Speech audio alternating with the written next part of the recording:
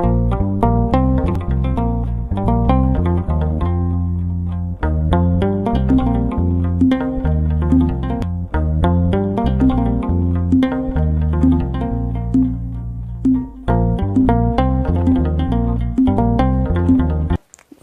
አብ ወወልድ ወመንፈስ ቅዱስ አሐዱ አምላክ ስብሐት ለእግዚአብሔር ለዘአብጽሐነ እስከዛቲ ሰዓት። በእግዚአብሔር ፍጹም ሰላም የተወደዳችሁ የእግዚአብሔር ልጆች በእያላችሁበት እንደምን አላችሁ? ልዑል አምላካችን እግዚአብሔር በኃጢአት በበደል በርኩሰት የባከነው ዘመናችን ላይ ጭንቀን በእድሜያችን ላይ ለንስሐ ጨምሮ በዚህ ወንጌል ማዕድ ዙሪያ ተሰባስበን ቅዱስ ቃሉን እንድንማማር ስለረዳን ስሙ የከበረ የተመሰገነ ይሁን። የባህሪያችን መመኪያ የአዲስ ኪዳን ኪሩብ እግዚአብሔርን ያየንባት መስታወታችን ቅድስት ድንግል ማርያም ጌታ ባከበራት የክብር መጠን ከፍጡራን ሁሉ በላይ ከፈጣሪ በታች ስሙ የከበረ የተመሰገነ ይሁን። ረድኤተ እግዚአብሔርን አጋዥ በማድረግ በጸሎታችን ውስጥ ሊካተቱ የሚገቡ 3 መሰረታዊ ቁም ነገሮችን አንስተን ዛሬ እንማማራለን። ጸሎታችን ወይም ደግሞ በኃይለኛው በእግዚአብሔር ፊት እጃችንን ለምስጋና የከንፈራችንን መስዋዕት ለማቅረብ በእግዚአብሔር ፊት አደግድገን በመንቆምበት ሰዓት ጸሎታችን ሊያካትታቸው የሚገቡ 3 መሰረታዊ ነገሮች አሉ። እነዚህ 3 መሰረታዊ ነገሮች የጸሎታችን አስፈላጊ ነገሮች እንደመሆናቸው መጠን ችላ ልንላቸው በፍጹም ደግሞ ከጸሎት ህይወታችን ልናርቃቸው አይገባም። ይህም ስለሆነ ነው ይህን ርዕሰ ጉዳይ አንስተን ለመነጋገር ጸሎታችንን በእግዚአብሔር ፊት ስናቀርብ እነዚህ 3 መሰረታዊ ነገሮችን ያሟላ ጸሎት ለማድረስ እንድንችል ይችን አጭር ቪዲዮ ማዘጋጀት ያስፈልጋል። ጸሎታችን ሁሉ ጊዜም ስንጀምር በምስጋና ነው መጀመር ያለብን። እግዚአብሔር አምላካችን በርካታ ያደረገልን ነገር አለ። በኃጢአትና በርኩሰታችን ላይ ተስፋ ሳይቆርጥ የዚችን ቀን ብርሃን እንድንመለከት የረዳን አምላካችን ይችን ቀን ስለሰጠልን እናመሰግነው ይገባናል። ከዛም ባለፈ በዙሪያችን በርካታ እግዚአብሔርን ልናመሰግንባቸው የምንችላቸው ምክንያቶች አሉ። እነዛን ምክንያቶች የበለጠ ደግሞ ቀራንዮ ኮረብታ ላይ ስጋውን ስለቆረሰልን ደሙን ስላፈሰሰልን እርግማናችንን በመስቀል ሞቱ ጠርቆ ከመንገዳችን ስላስወገደው በአርያውና በአምሳሉ ፈጥሮ በገነት ውስጥ አክብሮ ባስቀመጠን ሰዓት አትብሎ የተባለውን ዕፀ በለስ በመብላት ተዋርደን የነበረውን ውርደታችንን አርቆ ቀራንዮ ኮረብታ ላይ እንደሚገባው ጸጋችንን ስላደለን ልናመሰግነው ይገባናል። አባባ ብለን የምንጮህበት የልጅነት መንፈስ እኮ ተሰጥቶናል። የሱ ወደ ሆኑት መጣ፣ የገዛ ወገኖቹ ግን አልተቀበሉትም። ለተቀበሉት የእግዚአብሔር ልጆች የሆኑ ዘንድ ስልጣንን ሰጣቸው። እኛ ባለስልጣን ነን። ባለስልጣን የሆነው እግዚአብሔርነትን እንደመቀማት ሳይቆጥረው የባሪያውን መልክ ይዞ ፍጹም ራሱን ባዶ ባደረገው በኢየሱስ ክርስቶስ አማካኝነት ነው። ሕግ በሙሴ በኩል ተሰጥቶን ነበር፣ ጸጋና እውነት ግን በክርስቶስ ኢየሱስ ሆነ ይለናል መጽሐፍ። ስለዚህ ስለተደረገልን ቀራንዮ ኮረብታ ላይ ስለተከፈለልን ዋጋ እያሰብን በአርያውና በአምሳሉ ስለፈጠረን በጸሎታችን እግዚአብሔርን ልናመሰግነው ይገባናል። በመጀመሪያ ጸሎታችን ሊይዘው የሚገባ መሰረታዊ ነጥብ ምስጋና ነው። በመጀመሪያው የጸሎታችን ክፍል ላይ እግዚአብሔርን ስላደረገልን ስለማይነገሩ ስጦታዎቹ ሁሉ ልናመሰግነው ያስፈልገናል። ጥቂቶቹን አባቶቻችን ያዘጋጇቸውን የጸሎት መጻሕፍቶችን መመልከት ይቻላል። ከብዙ በጥቂቱ አንዱን እንኳን ብናነሳ የዘወትር ጸሎት አቤቱ እናመሰግናለን፣ አቤቱ እናከብራለን፣ አቤቱ እንገዛላለን፣ ጉልበት ሁሉ የሚሰግዱልህ ለአንተ እንሰግድልሃለን ብለን ነው የምንጀምረው። ካማተብን በኋላ የሥላሴን ስም ከጠራን በኋላ ቀጥታ የምንገባው ወደ ምስጋና መሆኑን ያለ ምክንያት አይደለም። ምክንያቱም ከሁሉ አስቀድሞ ስለተደረገልን ነገር ማመስገን ክርስቲያናዊ ግዴታችን ስለሆነ ማለት ነው። ስለዚህ ሁላችንም እግዚአብሔር አምላካችንን ለማመስገን እጃችንን መዘርጋት፣ የከንፈራችንን መስዋዕት በፊቱ ለማቅረብ አደግድገን በፊቱ መቆም መሰረታዊ ነገር ነው ማለት ነው። ለምሳሌ መድኃኔ ዓለም ኢየሱስ ክርስቶስ ሐዋርያት አስተምረን ብለው ጠይቀውት ያስተማራቸውን ጸሎት ብናይ ስምህ ይቀደስ። እንግዲህ ክርስቲያን እንደመሆናችን መጠን የእግዚአብሔርን ስም መቀደስ ያስፈልጋል። ምክንያቱም የእግዚአብሔር ስም ድውይን ይፈውሳል፣ ሙትን ያስነሳል፣ ለምጻሙን ያነጻል፣ የወደቀውን ያነሳል። በናዝሬቱ በኢየሱስ ስም ተነሳና ተመላለስ በማለት ቅዱስ ጴጥሮስና አባታችን ቅዱስ ዮሐንስ ያን ሽባውን ሰው ተርትረው በደና መራመድ ያለ ሰው እርዳታ መንቀሳቀስ የሚችልበትን አቅም የሰጡት በዚህ ስም ነው። ይህን ስም በምስጋና ከጸሎታችን የመጀመሪያውን ክፍል ሰጥተን በአግባቡ ማመስገን እንደሚገባን መድኃኔ ዓለም ኢየሱስ ክርስቶስ ሲያስተምረን ምን አለ? ስምህ ይቀደስ፣ መንግስትህ ትምጣ።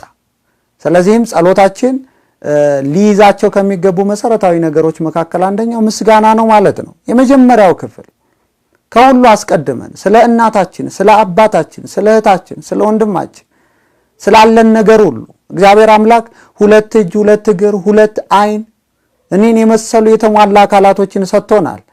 ይሄ ብቻ አይደለም ተወዳጆች፣ ራሱን አሳልፎ ሰጥቶናል። ስጋውን ቆርሷል ለኛ ሲል ደሙን አፍሷል። ስጋዬን ብሉ ደሜን ጠጡ ብሎ ለዓለም ራሱን አሳልፎ የሰጠ አምላክ ነው ያለ።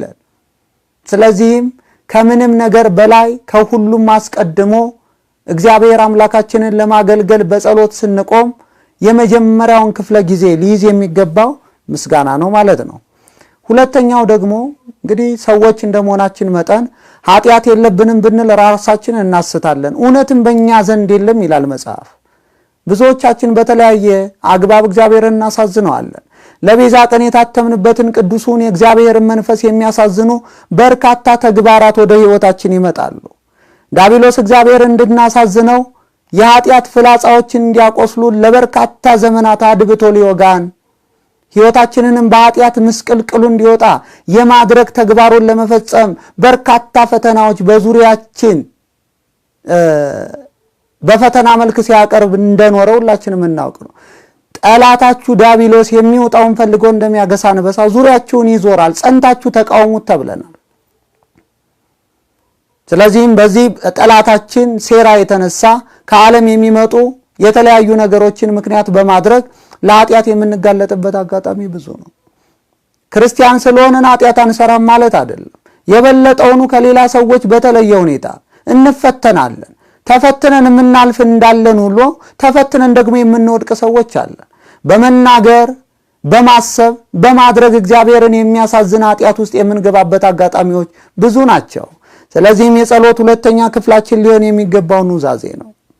በርካታ ሰዎች ኦርቶዶክሳውያን በእግዚአብሔር ፊት በጸሎት ሰዓት ላይ ኑዛዜ የምንፈጽም መስሎ አይሰማቸውም። ኑዛዜ መፈጸማችንን አምነው መቀበል ይከብዳቸዋል። እኛ ግን በክርስቲያናችን እንዳስተማረችን በጸሎታችን ክፍለ ጊዜ ውስጥ ሁለተኛ ልናደርገው የሚገባ ብላ ከነገረችን ነገሮች መካከል አንደኛው ኑዛዜ ነው። ጌታ ሆይ የዋለውን ኃጢአቴን አታሳድርብኝ፣ ያደረውን ኃጢአቴን አታውልብኝ። በመናገርም ቢሆን በማሰብም ቢሆን በተግባርም ቢሆን የፈጸምኩትን በደሌን ይቅር በለኝ። ጌታ ሆይ እንደ ሰማይ ከዋክብት እንደ ምድር አሸዋ የበዛ ኃጢአት እድሜ ዘመኔን በፊት ስፈጽም ይኖርኩኝ። አዎ በኃጢአት የቆሸሽኩ ነኝ። ከበረዶ ይልቅ ነጭ እንድታደርገኝ የምለምንህም ለዛ ነው። አዎ ጌታ ሆይ በልቤ ጎዳና ላይ የሚመላለሰው የዓለም ሐሳብ ነው። ጌታ ሆይ አንተ የምትከብርበት ሐሳብ በአእምሮዬ ውስጥ መኖር አቅቶታል። ለበርካታ ኃጢአቶች ተሸንፌ ወድቄአለሁ። አሁን የዘማዊ ነኝ። አዎ ጌታ ሆይ እኔ ቀማኛ ነኝ። አዎ ጌታ ሆይ እኔ ሌባ ነኝ። አዎ ጌታ ሆይ ዘመኔን ሁሉ አንተን በማሳዘን ለሰው ቅን የምትመስል መንገድ አለች፣ ፍጻሜዋ ግን ሞት ነው በተባለው ጎዳና ላይ ለመራመድ የማይሰለቸኝ ኃጢአትንና ርኩሰትን እንደ ቀዝቃዛዋ ስጨልጥ የኖርኩኝ ከንቱ ሰው ነኝ እያለን እግዚአብሔርን ይቅርታ ልንጠይቀው ያስፈልጋል። የሰራናቸውን ኃጢአቶች በዝርዝር በኃይለኛው በእግዚአብሔር ፊት አስቀምጠን ይቅርታ መጠየቅ መቻል አለብን። ከንስሐ አባቶቻችን ፊት ለእግዚአብሔር ኃጢአታችንን የምንናዘዘው አንዱ የኑዛዜ አይነት እንዳለ ሆኖ በእግዚአብሔር ፊት የምንናዘዘው ኑዛዜ መሰረታዊ የጸሎታችን ሁለተኛ ክፍል መሆኑን ሁላችንም ኦርቶዶክሳውያን በፍጹም ልንዘነጋው አይገባም። ሶስተኛው የጸሎት ክፍላችን ደግሞ የሚይዘው ልመና ነው። በርካታ ሰዎች የኛን ልመና ይፈልጋሉ። ክርስቲያኖች ለተጎዱ ለታመሙ ሰዎች በተለያየ አግባብ ውስጥ ለተቸገሩ ሰዎች ሁሉ እንጸልያለን። እምንጸልየው እኛ ስለበቃን ስለነቃን አይደለም፣ ግዴታችን ስለሆነ። ጸሎታችን አስተውላችሁት እንደሆነ አባቴ ሆይ ብለን እኮ አይደለም የምንጀምረው፣ አባታችን ሆይ ብለን ነው የምንጀምረው። ስምህ ይቀደስ፣ መንግስትህ ትምጣ፣ የበደሉንን ይቅር እንደምንል በደላችንን ነው ምን በደሌን ይቅር በለኝ አንለው። ለሌሎች ሰዎች ማሰብ ክርስቲያናዊ ግዴታ ነው። ለእህት ለወንድሞቻችን መጸለይ ግዴታችን ነው። ለጠላቶቻችን መጸለይ እንዳለብን መጽሐፍ ቅዱስ ያስተምረናል።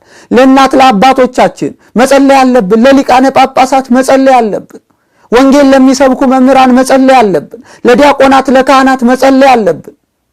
ወንጌል በዓለም ሁሉ እንዲሰፋ ቤተ ክርስቲያን ስለምታደርገው ስለ እያንዳንዱ አገልግሎቷ እያንዳንዱ ኦርቶዶክሳዊ በኃይለኛው በእግዚአብሔር ፊት ተንበርክኮ ስለዚህ ጉዳይ ሊያሳስብ ይገባዋል።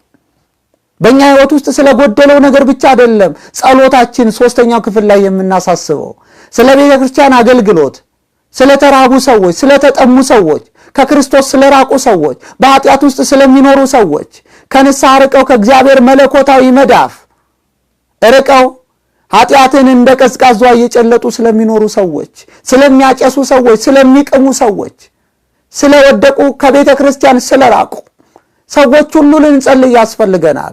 እኛም በሕይወታችን የሚጎለን መንፈሳዊም ሆነ ስጋዊም በረከቶች ሁሉ እግዚአብሔር አምላክ ወደ ሕይወታችን እንዲያመጣቸው በጎ ፍቃዱ እንዲሆንልን በጸሎት የሶስተኛው ክፍላችን ላይ ማሳሰብ ይገባናል። ጸሎታችን እንዝገዋል። ስለነበረን ሰዓት አምላካችን ስሙ የተመሰገነ ይሁን። ወስብሐት ለእግዚአብሔር ወለወላዲቱ ድንግል ወለመስቀሉ ክቡር። ይቆየ።